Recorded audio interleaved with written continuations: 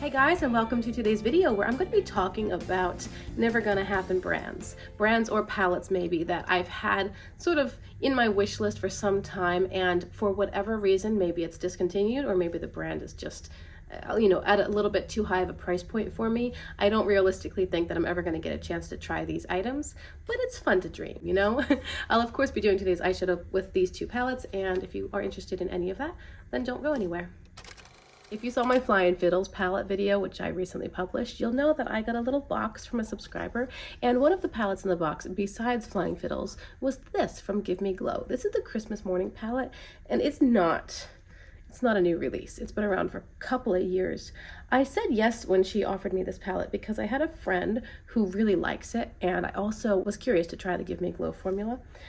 So today I don't want to do anything that's Christmassy. I don't want to do red and green, but I do want to start playing with the palette a little bit so that I can rank it fairly the next time I do a ranking video. I don't want it to just sit until I'm feeling like Christmas colors, because this sort of packaging might be very it might just feel very seasonal as far as Christmas time is when I want to play with this. Today I specifically want to use this, and this. And I'm going to pair it just to shake things up a little bit and bring in something other than Christmas colors.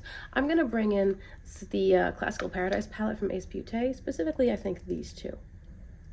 It's kind of a tentative plan, but I will prime my eyes with the Glamlight Icing Primer. Everything I'm using, per usual, is linked in the description box. In today's video, I thought it would be fun to talk about palettes or brands that I never expect to be able to try. I think several of these are going to be because of price point.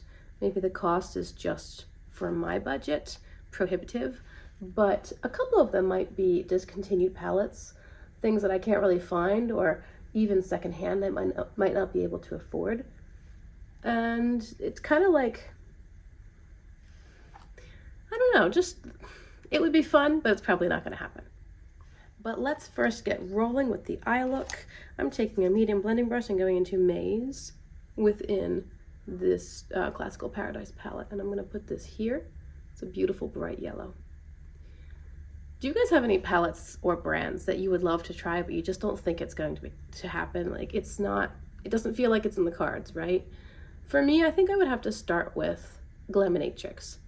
There's something about Glaminatrix. I really like most of their color stories. I feel like they tend towards more neutral leaning palettes, stuff that feels safe and very appealing to the masses, but then they have this little twist, this little flair, this little extra something, and maybe it's just the height of sparkle. Now I'm taking with the same brush Golden Apple. Maybe it's the height of sparkle, maybe it is the undertones. I do think that they've got great color stories, and some of the undertones are really unique. I don't know. They just look beautiful. A couple of their palettes I'm not in any way interested in. For example, the Pretty in Pastels. No, that one doesn't appeal to me on any level, because mainly it reminds me of the pastel and rainbow palettes from ColourPop. I think it's the circular pans really, and I have no interest at all in that palette. Now, I started with ColourPop. I'm not here to bash ColourPop. I still have a couple of palettes, but they're just not my favorite formula anymore. But I did start with ColourPop, and I had a lot of ColourPop palettes and videos in the early days of my channel. It's just not a brand which draws me in anymore, because I feel like what I have from them, or what I have from other brands, is so much better. And the Pretty in Pastels palette really reminds me of ColourPop's palettes. But besides that, they're nearly natural. That one's really pretty. And a lot of the palettes that they have, even their new 6 pans, are beautiful. Now, I'm not really interested in a 6 pan because I forget about them. But you can't deny that they're pretty. Nice color stories, very workable, pretty well balanced as far as lightness and depth. Beautiful formulation, it looks like. I just don't think I'm ever going to be able to try Glaminatrix because of the price point. I mean, even secondhand, they're more than I can afford. And yeah, so for me, that's kind of like number one. It would be nice, but I'm sure it's not going to happen kind of brand. I'm going to deepen now with this dark cocoa color in Christmas Morning. I'll take a smaller and denser blending brush. This one? No. This will work. This is a, what is this? Blend Bunny B1. This shade is called Chimney, and I've never used anything from Give Me Glow, so here we go. Let's see what they can do. I've heard good things about the Give Me Glow formula. Good pigment. It's not getting patchy yet. Let's see how it blends out. It's building on top of the green nicely. I have a napkin on my lap that I use to buff off my brush. Yeah, that was real time. Pretty good. Just a hint of green is visible and the rest is darkened. That's nice. Ooh, that's nice. Okay, other brands. You know what? Ensley Reign would have been on this list, except that I won the Cold Moon palette in a giveaway a couple of months ago. I don't need to touch this anymore. Wow, that blended out really easily. Go Give Me Glow. Let's see what their shimmers are like. I'm gonna pick up Pajamas, which is this beautiful, oh, hello. Shoot, that's pretty. Wow, okay. Ensley Reign is just super expensive. Now, I haven't done research into the current drama with the brand. I do have little flakes of, this shadow is like literally flaking and floating in the air in front of me. Oh gracious, I have a ton of fallout too. Okay, well let's deal with this first. Might as well get it placed down because there's already fallout, so I might have gone in like a beast. There's a chance of that. Okay, so I sort of dabbed the color all the way in here and then I wiped off my face. It does seem to have wiped off pretty well. I don't really do anything for face makeup. I mean, currently I have a bit of tinted moisturizer on and that's it. So it's not like I'm wiping off foundation and bronzer and everything else. Like, there's nothing going on. Anyway, I haven't done any research into the Ensley Reign drama. I can't speak to it, but Ensley Reign, price point alone, was a brand that I never expected to be able to afford. I'm gonna tap a little bit more Chimney, just a tiny bit right here. And then when I won their Cold Moon palette, I was like, oh wow, I mean, the formula is gorgeous. And so I'm not saying that it's worth the price point, but I guess it's really up to the consumer what you're willing to pay for what. But yeah, Ensley Reign would have been on this list, except that I did get the opportunity to try their brand. I think I want to cool off this look a little bit. It's very warm and my earrings are kind of rosy, pinky leaning, and then I've got burgundy in my shirt as well. So I think I want to bring a softer tone to the lower lash line. Let's just get a small blending brush and go into Clay. Wait, let me swatch Clay and Soil in. Clay and Soil. So Soil is way more burgundy wine and Clay is, I think, supposed to be more red, but it's quite a pink leaning red. I might use both, but I'm going to start with Clay because it's a pink leaning red. Let's see. Bella Beaute Bar is another brand that they seem to have great products, great palettes, but they're not very affordable. I don't know how their prices compare to Glaminatrix and Ensley Reign. I think they're maybe like $20 lower-ish, but that's still in the like 40 to 60 price range. That's not my price range. I really can't do that. Not for one palette, you know what I mean? So while I think that they do have some really great looking palettes and some wonderful color stories, now I'll take Soil and put that out here. Look at the pigment on this, my goodness. And I have heard nothing but rave reviews about Bella Beaute Bar and how they are improving and they're just great. See people doing some really fantastic looks with their palettes. I just don't think that I'm ever going to have that chance because the price for me is going to pretty much keep it from happening. But I would like to try them. So I keep an eye on the secondhand market, see what comes up. I'm going to pick up Hay with this same brush and put that on my lower lash line in the inner corner here. Again, bringing in a hint of pink to just, yeah, I think that's working well. To just contrast a little bit with the warmth of this bronzy gold shade and the warmth of the upper lid space in general. And I'm gonna pop that at my inner corner as well. It's blending so nicely with this other shimmer. I just like the effect that it's bringing. I think that's pretty.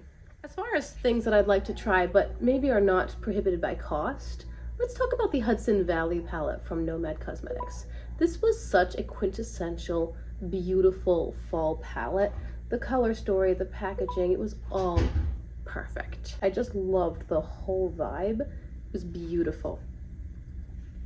I have almost picked up that palette secondhand several times because it's discontinued, not available anymore. And I never seem to find one that's, again, something that I can make work as far as price point. I would need it to be like $20 to $25 because once you add all the fees and the shipping, you're going to be paying $30 to $40. And that's kind of, you know, at this point, I'm not able to use personal money to buy eyeshadow palettes, so I have to sell palettes in MERCARI and POSHMARK, accumulate a balance, and then use that balance to shop. And for that reason, not only am I careful about what I bring in, but I also have to pay careful attention to the price so that the money is just coming out of my balance and not connecting to a credit card or anything. So, a couple of times I've seen that the Hudson Valley was listed and sold for my price point, but somebody else got it. And a couple of times I've found it, I feel like Hudson Valley doesn't show up on the secondhand apps very often. It's beautiful, and maybe it's a lot of people's favorite, or it's just such a great staple autumnal palette that no one wants to get rid of it. I don't know, but I rarely see it. And when I do, it's usually not available for my price point, and that means I just look at it and I go, ah. But a couple of times I've really analyzed the color story, and I've talked myself through this. Like, do you want it for the colors of the shadows, or are you just completely enamored by the packaging? And this is something that Nomad does consistently. Almost all of their palette packaging, in my opinion, is incredible. It is unique to the space, it's creative, it's on theme, the outside packaging colors match the inside colors, it makes complete sense. And it's also usually very, very creative. Like, look at their Fuji 5 Lakes. It's literally the texture and feel of a canvas painting. Or the Verona Love and Death, love side, death side, beautiful. Or the recent one, the Chicago Speakeasy. Now, I personally don't like the feeling of velvet, but the packaging matches the theme. The Art Deco 1920s era packaging design aesthetic, the colors, the fabric itself, it's perfect. So Nomad always gets me with the packaging, and Hudson Valley is no exception. But aside from the packaging, I do legitimately really like the colors. Talking about the color story, talking about undertones, you've got the traditional autumnal colors like this, right? But then you've also got the other side of the palette with these more gray-based shadows and kind of like a gray murky green, and oh, what else is in there? I think there's a bluey one in there. I can't remember off the top of my head. It's so well done. It's so well done. I like that it's matte heavy and not shimmer heavy, and the shimmers that they did choose are just great to accompany what's in there already. It's so good. But I can't seem to find it, and it's getting older and older at this point. So even if I did find it at a great price, the formulas will eventually start to slip. Maybe they'll fade, maybe they'll dry out, however they're going to age, it's going to happen the longer it takes for me to get that palette. So even though it's gorgeous and beautiful, I mean, if I found one for like $10, maybe I would grab it. But if I've only got enough money to make one purchase, I really want to make it count.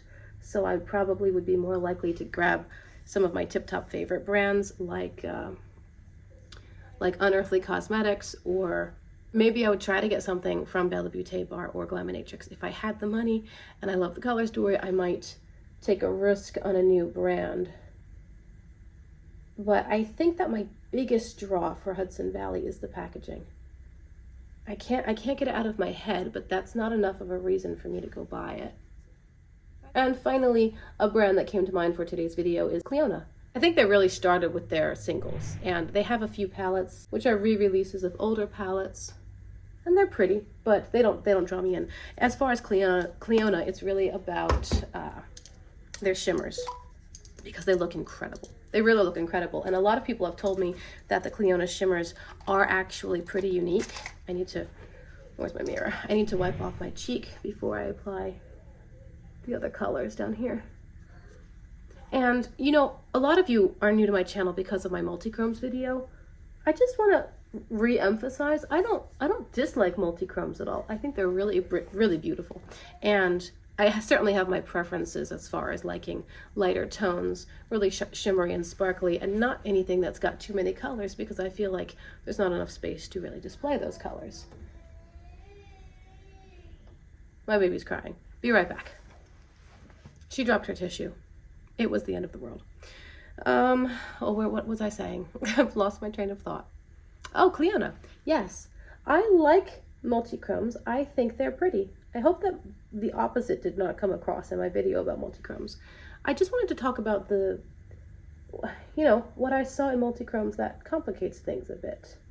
And given the response I got to that video and the comments that I got in the video, it seems like a lot of people feel the same way. But anyway, I do like multichromes, and I think that they can be beautiful and they can bring something truly gorgeous to an eyeshadow look. So Clionadh seems to have a really beautiful multichrome formula, and just shimmers in general, and that is lovely. But again, not sure if it's ever going to happen because they are expensive.